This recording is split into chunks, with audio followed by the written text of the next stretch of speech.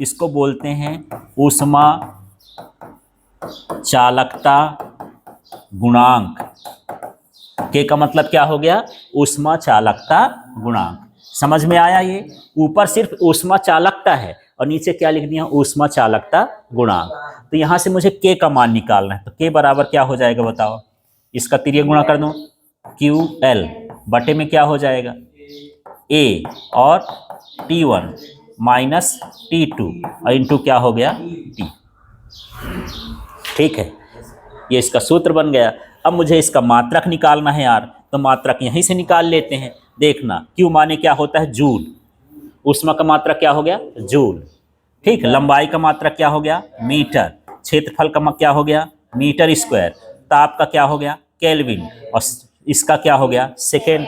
यहां से एक ठो m कट जाएगा तो क्या बचा? ये हाँ, ये हो गया joule metre inverse kelvin inverse और क्या हो जाएगा? Second inverse. या बटे में लिख दो, बात उतना ही।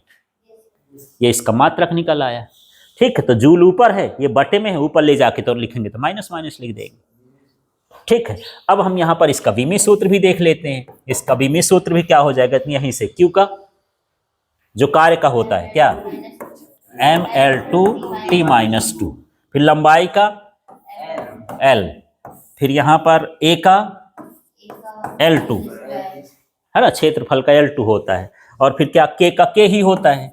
K भी लिखते हैं, थीटा भी लिखते हैं ना, कहीं कहीं थीटा लिखा रहता है ताप के लिए। और क्या है? समय। समय के लिए क्या होता है? T है ना। अब इसको सजाओ, M कहीं है? नहीं है, तो M लिख देते हैं। L को इससे निपटा लेते हैं। एक ठो L ऊपर गया, कितना हो जाएगा?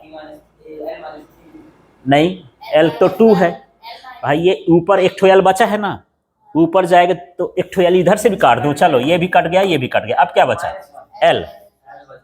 L बचेगा। -1 कहां से बचेगा? है ना, ऊपर बचना है ना L। T वाला कहां? ये जाएगा तो क्या हो जाएगा? T की घात -3 और क्या हो जाएगा? K -1।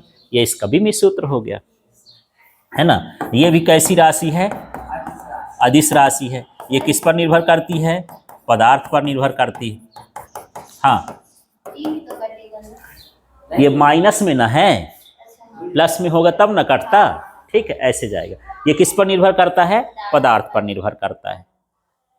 ठीक है, अब इसकी परिभाषा देना है यार, ऊष्मा चालकता क्या है? तो सबको एक एक मान लो। देखो, यदि चालक की लंबाई 1 मीटर, चालक के परिच्छेद का क्षेत्रफल 1 मीटर स्क्वायर, क्षेत्रफल को मीटर स्क्वायर में लिखते हैं, और उसका तापांतर, सिरों का तापांतर 1 डिग्री सेल्सियस या केल्विन भी लिख सकते हो, और समय अंतराल 1 सेकेंड हो, तो दी गई ऊष्मा ऊष्मा चालकता के बराबर होती है। चलो फिर से देखते हैं, यहां पर परिभाषा सुनना। यहां पर मैं इसका मान क्या मान लिया हूं? 1 मीटर। इसका क्या मान लिया हूं? 1 मीटर स्क्वायर। इसका क्या मान लिया हूं? 1 डिग्री सेल्सियस। इसका क्या मान लिया हूं? 1 सेकेंड। तो यहां से सबको एक एक मान लियो, तो बचा क्या? यहाँ के बचा, और क्या बचा? क्यू को कुछ नहीं माने ना, बराबर क्या बचा? क्यू। यही ना बचा। तो इसको पढ़ देना है, देखना भी इसी को पढ़ देते हैं। यदि चालक की लंबाई 1 मीटर हो, परिच्छेद का क्षेत्रफल 1 मीटर स्क्वायर हो, दोनों सिरों का तापांतर 1 डिग्री सेल्सियस हो, समय अंतराल 1 सेकेंड हो, तो चालक को दी गई ऊष्मा चालकता गुणांक के बराबर होती है ना। यहीं पर इसको फिर इसमें पढ़ देना है। चालक को दी गई ऊष्मा चालकता गुणांक के बराबर होती है। बराबर नहीं लिखते, ऊष्मा चालकता गुणांक कहलाता है, ऐसा लिख सकते हो। इसकी परिभाषा बन जाएगी। ठीक है, अब जिसका ऊष्मा चालकता गुणांक जितना अधिक होगा वो उतना अच्छा चालक होगा, है ना। ऊष्मा का चालक, जैसे मान लो एक लकड़ी को गर्म करोगे तो क्या वो गर्मी किनारे तक पहुंचेगी? नहीं पहुंचेगी। माने उसमें उसका ऊष्मा चालकता गुणांक यदि आदर्श कुचालक है, ठीक है, पूर्णतः कुचालक है, क्या है? पूर्णतः कुचालक है, ऊष्मा को लेतन नहीं है, बिल्कुल है, गर्म नहीं होता है, तो उसमें ऊष्मा चालकता गुणांक का मान क्या हो जाएगा? 0। और जो बहुतः चालक है, ऊष्मा दिए नहीं कि फट से किनारे तक पहुंचा दिया, है ना, वो क्या हो गया, सुचालक, उसको क्या बोलेंगे, सुचालक। और वो आदर्श चालक कहलाएगा, वो क्या कहलाएगा, आदर्श। उसके लिए के का मान क्या होता है, अनंत होता है। जो बहुत सुचालक है, ऊष्मा को तुरंत इधर से उधर पहुंचा देता है, उसको हम क्या बोलेंगे, सुचालक। और जो ऊष्मा गुणा का मान होगा कितना होगा, अनंत होगा। और ये पूर्णतः कुचालक का मान कितना होगा, शून्य होगा। इस संसार में कोई ऐसा नहीं है कि जो आदर्श सुचालक हो, और कोई ऐसा भी नहीं है जो पूर्णतः क्या हो, कुचालक हो। कुछ ना कुछ मान होता है। ये आदर्श कंडीशन मन में सोच सकते हैं, हो नहीं सकता है। ठीक है, अब मान के चलो, इससे फायदा क्या हुआ यार, इससे फायदा ये हुआ कि हमको कई बार जरूरत पड़ती है कि हम ऊष्मा को रोकें, और कई बार हमको लगता है कि ऊष्मा को भगाएं, है ना। तो हम फिर ऐसी चीजों का उपयोग करते हैं जिसमें आसानी से ऊष्मा का होता है। जैसे मान लो मैं कहूं सिल्वर, या कह देता हूं यहां चांदी। चांदी का जो है चालकता गुणांक अधिक होता है ना। उससे पहले क्या होता है, एल्युमिनियम का, फिर उसके बाद क्या होता है, कॉपर का, फिर इसके बाद क्या होता है, लोहा का। तो मैं बोलूं कि यार मुझे सब्जी बनाना है, मैं 3 ठो कढ़ाइयाँ बनवा लिया, चांदी की, फिर यहाँ पर एल्युमिनियम की, कॉपर की या लोहा की, सबकी मोटाई बराबर, सब एक जैसे, बराबर वजन की। ठीक है, किसमें पहले जल्दी पकेगी यार, चांदी में। क्यों पकेगी, क्योंकि उसका चालकता गुणांक क्या है, अधिक।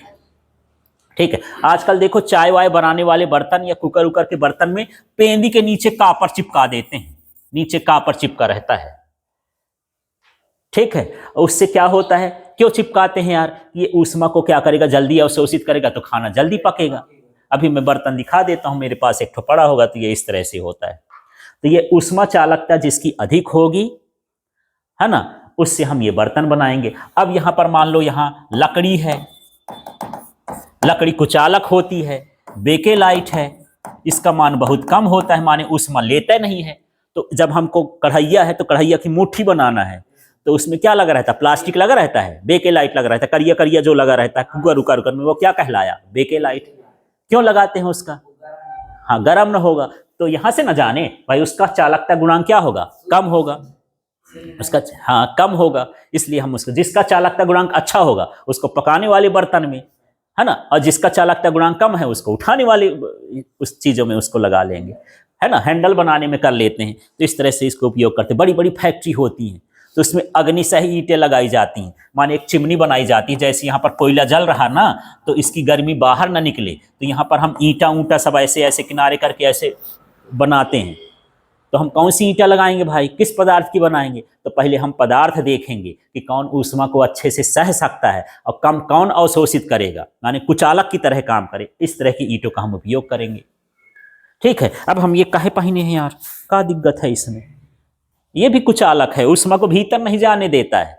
और इससे सबसे खराब जो होती हवा होती, हवा ऊष्मा की ज्यादा कुचालक होती है, हवा ऊष्मा की क्या होती है, ज्यादा कुचालक होती है। ठीक है, अच्छा सुचालक नहीं, हवा का लाइन सबसे, और सबसे अच्छा सुचालक क्या है, चांदी। तो चांदी महंगी है यार, अपने घर में बर्तन बनाएंगे तो सब क्या, सब्जी बाद में खाएंगे, इसको चुरा पहले ले जाएंगे। ठीक है, तो इसलिए हम ऐसा कुछ एल्युमिनियम कॉपर इन चीजों का उपयोग कर लेते हैं खाना बनाने के लिए। ठीक है, लेकिन चांदी के बर्तन, सोने के बर्तन बनाएंगे तो उसमें खाना जल्दी पकेगा।